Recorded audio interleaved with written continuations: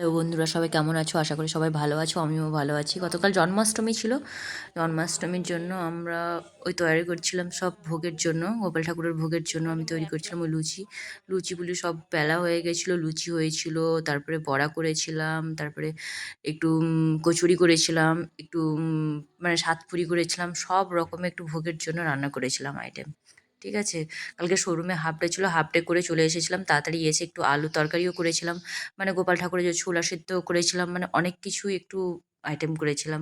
তারপরে একটু সিমই ছিল, সিমই করেছিলাম। খুব ভালোই সিমইটা দেখতে লাগছিল। অনেকটাই অল্প, অল্প করে করেইছিলাম। সব রকমই করেছিলাম। কেননা কালকে জন্মাষ্টমী ছিল।